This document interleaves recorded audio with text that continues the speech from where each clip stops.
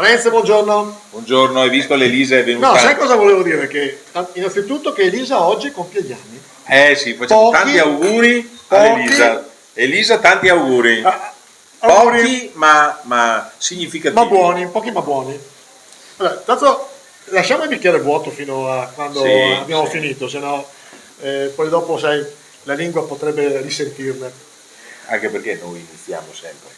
Professor Maggi, finalmente siamo arrivati. E di solito siamo solo noi due. Di solito Invece siamo solo oggi noi. alla mia destra c'ho il famoso Carlo Chiarion, fotografo della voce, ma non solo, uno dei più grandi fotografi che tutto il mondo ci invidia. Il tuo ospite? Il mio ospite, oltre che mio carissimo parente e amico, si chiama Luca. Cognome non si può dire. Si chiama Luca Toschi, Ecco, che sembrerebbe toscano, ma in realtà lui è Veneto. Veneto Luca. Sì, quasi Sì. importato. Quasi importato.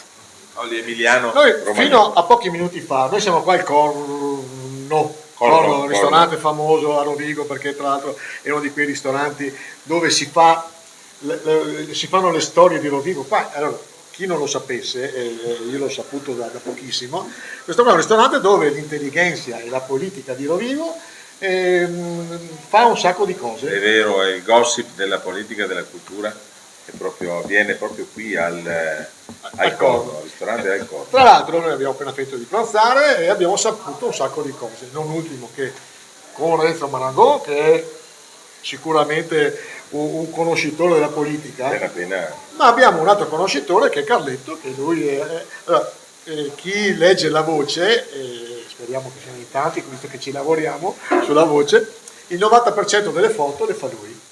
Quindi lui è onnipresente. Poi tra l'altro mi spiegherai un giorno, Carlo, come fai ad essere così ovunque. Perché io ho i report a Castelmassa, poi a Portoviro, poi a Scadovari. Sai come si fa a sapere dov'è? Sì. Segui le imprecazioni di quando, siccome lo mandano di qua e di corsa, di colpo, allora le imprecazioni, se senti uno imprecare in macchina è lui che si lamenta e impreca perché hai detto andare là e Per entra il raggiungere il tempo. posto. Allora, visto che abbiamo questa occasione idiota di avere Carlo con noi, perché fino a 2 minuti fa c'era il tuo collega del Resto del Carlino e del Gazzettino, Giampaolo Donzelli. Paolo Donzelli. Approfittiamo di Carlo, Sì. approfittiamo anche della figura emblematica di Giampaolo, parliamo di intelligenza artificiale e giornalismo futuro. Buttata lì, buttata lì. Questa è una domanda non da poco, ma è una domanda molto impegnativa. Professor Maggi, lei ancora una volta La prende il contropiede. dà sfoggio e cosa vuole che...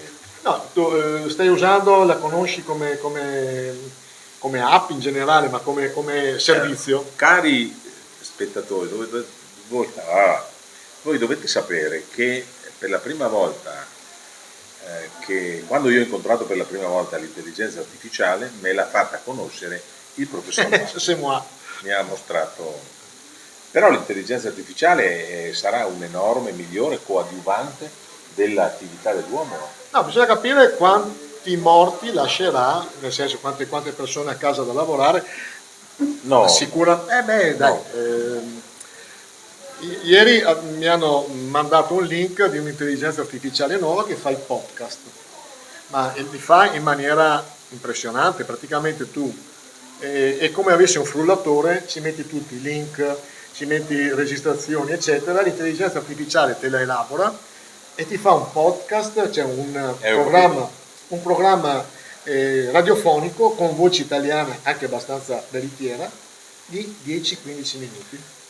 Cioè, cose che ci metti normalmente, Carletto sicuramente mi dà ragione, per far questo, fare un servizio scritto col tuo computer ci metti un paio d'ore minimo, lì in maniera impressionante. Sarà un problema, questo è vero, però sarà un problema legato secondo me anche alla qualità del prodotto che viene proposto agli elettori. Ho detto senti l'abitudine della politica agli elettori, non però elettori. non so chi l'ha detto, forse Luca Bizzarri, che sai che io seguo perché fa un podcast importante, diceva che l'intelligenza artificiale in America o forse da qualche altra parte del mondo a un certo punto ha detto tu gli fai le domande, gli dici parlami di questo, di quest'altro, di quell'altro ancora, e lui ti risponde in merito a quello che chiedi. A un certo punto l'intelligenza artificiale ha detto: ma perché sto a perdere tempo con te che sei uno stupido? Gliel'ha detto all'interlocutore. Quindi vuol dire che siamo già molto avanti nel passaggio. Preoccupante questo. Eh sì, ricorda molto C'è un film, Matrix o altre no, cose c'è similari. un film, ma più che Matrix, ricorda in modo molto preoccupante il film, la serie, no, Terminator. E ho terminato. Quello magari forse Odissea nello spazio, ci siamo ancora. Terminator, l'uso. Tu Carlo sei preoccupato?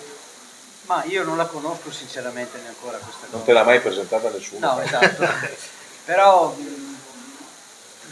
non lo so, non saprei. Penso che c'è ancora lo spazio all'intervento umano. Secondo me lo spazio all'intervento umano ci deve essere, qualsiasi. Però adesso io vedevo anche per esempio nel settore fotografia, ma in maniera gratuita tra l'altro, quindi non è che devi avere un computer eccezionale, hai quel telefonino, metti la foto di Rovigo, fammi una foto, inseriscimi questa foto in una buca, una macchina che è caduta dentro nella buca. E ti crea l'immagine, ma in 5 secondi. Quindi, tanto sarà difficile gestire le fake news. Beh, ma anche adesso è difficile. Sì, è vero. Però in questo caso è ancora più difficile. Ma non saprei neanche quanto, perché comunque se uno potevi farlo anche una volta, cioè, secondo me la fotografia non è cambiata più di tanto, al di là del supporto. Sì, è vero. Pensa solo, vabbè, una volta usavano la pellicola, adesso con Photoshop. 100 anni fa usavano le lastre. Cioè, sì, è vero. Non cambia molto, è quello che scatta la foto che cambia. Hai capito? E quindi dici anche probabilmente adesso uno può farne, al posto di fare 36 fotografie, tipo classica pellicola, ne fa 150. È vero, sceglie quella che è venuta a fare meglio. Esatto, ma anche una volta era così, tu facevi 36 scatti e comunque ne sceglievi uno o due.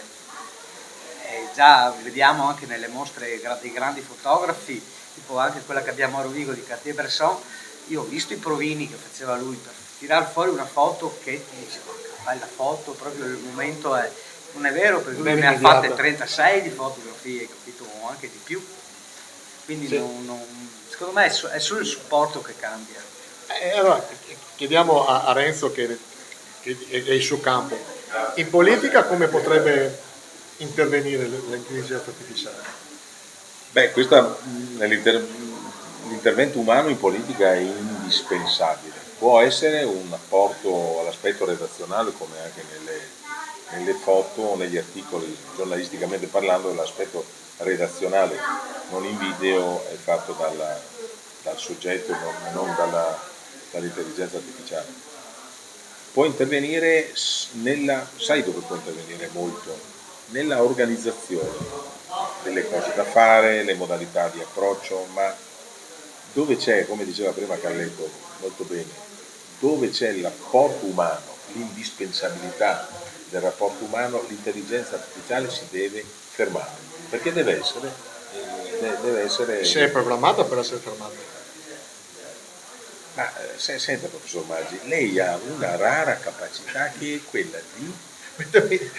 Io non fammi le scatole. No, assolutamente. No, la rara capacità è quella di non dare nulla per scontato. Ma vediamo se si ferma. Stiamo parlando di questo. Comunque, lei è uno stimolatore del dubbio. Allora, non fraintendete, cioè uno stimolatore del discorso. Stimolatore del dubbio, no? Del dubbio. Credo che lei sia. Comincio a preoccuparmi. Credo che lei sia malizioso. Ma è vero, questa era no. la potevo risparmiare. Sì. Malizioso con 2 L. Quindi, intelligenza artificiale, grande. Lo chiedo al tuo interlocutore che è giovane rispetto a perlomeno a me e a te. Carletto è un senza età. Luca. Carletto è un Highlander, lui potrebbe averne 90 come 40, 35. Lui è un giovane trentenne. Tu giovane trentenne, che impressione ti fa l'intelligenza artificiale, o tu che sei nativo digitale fondamentalmente non ti preoccupa? Nativo digitale. Allora, nativo digitale no, sono cresciuto però con la tecnologia, e devo dire che, come tutte le cose che offrono delle grandissime capacità eccetera, vanno un po' incanalate, convogliate secondo quelle che sono le nostre necessità. L'intelligenza artificiale è incredibile per analizzare enormi quantità di dati che una persona normale non riuscirebbe, o comunque servirebbe magari un team numeroso. L'intelligenza artificiale va a sostituire questo, fra virgolette, chiamiamolo lavoro sporco, lavoro d'ufficio. Secondo me questo è il punto dove eccelle. Va riconosciuto che al momento però, come giustamente detto, l'intervento dell'uomo nel poi analizzare in modo serio, personale, i dati che vengono estratti dall'intelligenza artificiale è fondamentale. È anche importantissimo sapere quello che si vuole chiedere all'intelligenza artificiale per non avere delle risposte parziali, errate o addirittura anche del tutto fuorvianti. O manipolate anche. Esatto. E c'è comunque un altro aspetto secondo me fondamentale, che è quello normativo.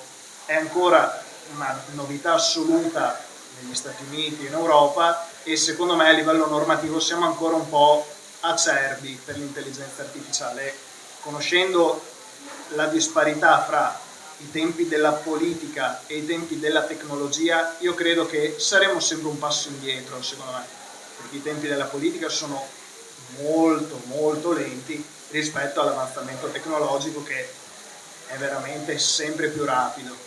Però lo dimostra il fatto di un Elon Musk che è nella stanza dei bottoni in America e ci arriverà.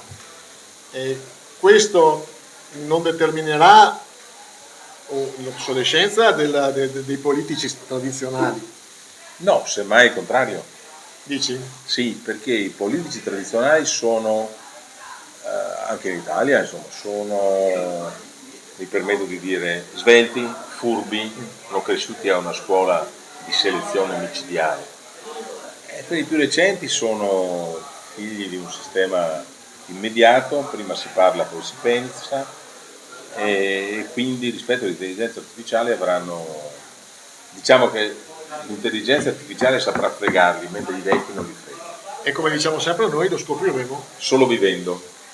adesso lo riempiamo. Alla vostra, Carlo? alla vostra, alla vostra. Chissà cosa diranno, vedrà qui lì brinda col bicchiere rosso. È un inno con il nuovo codice delle strade: non bevete.